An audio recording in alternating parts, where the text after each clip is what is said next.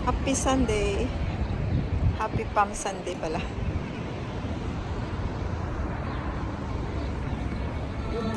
Tinatakot.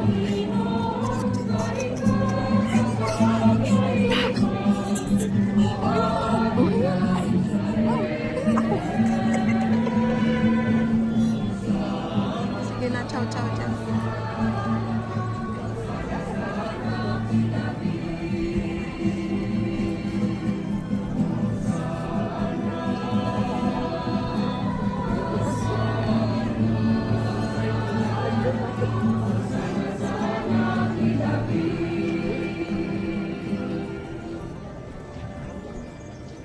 Mga minamahal na kapatid, 5 linggo na tayong naghahanda ng sarili para sa pagdiriwang ng Pasko ng pagpapakasakit at pagkabuhay ng Panginoon.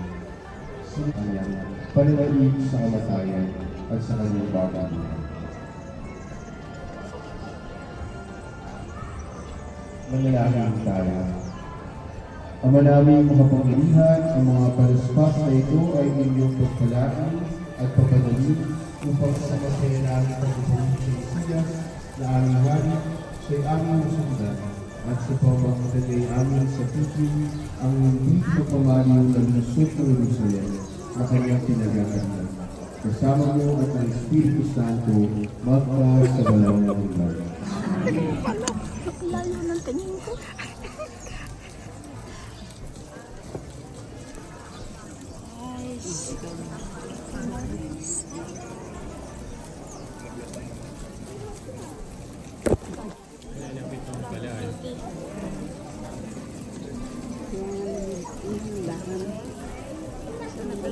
Ito.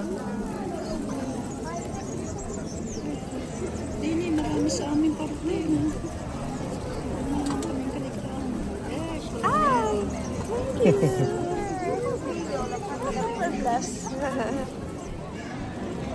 Nasa-surprise ako eh. Nasa-surprise na ako. Kasi, night rest.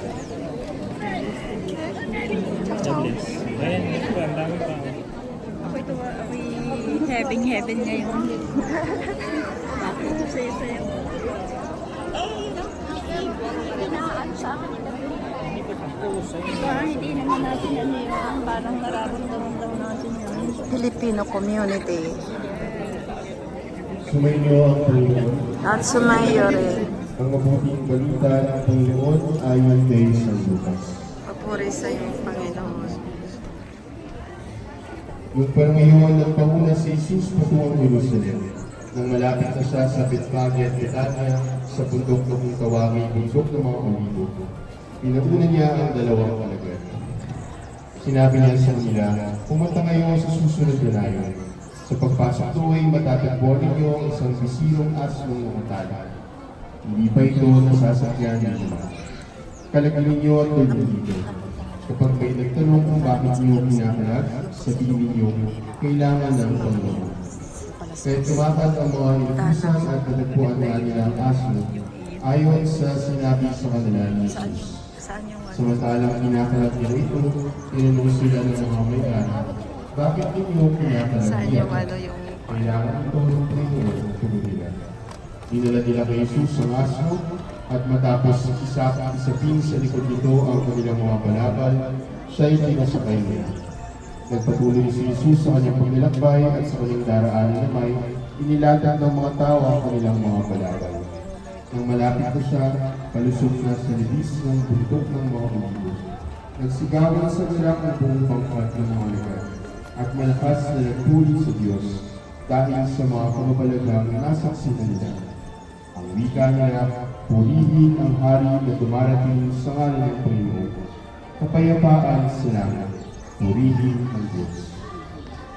Sinabi sa kanya ng ilang Pariseyong kasama ng karamihan, Guro, sawayin mo nga ang iyong mga alagad. Sumagot siya, sinasabi ko sa inyo, kapag tumahimik sila, ang mga bato na ang sisi. Ang mabuting balita ng Panginoon. Pinupuri ka namin, Panginoong Jesus.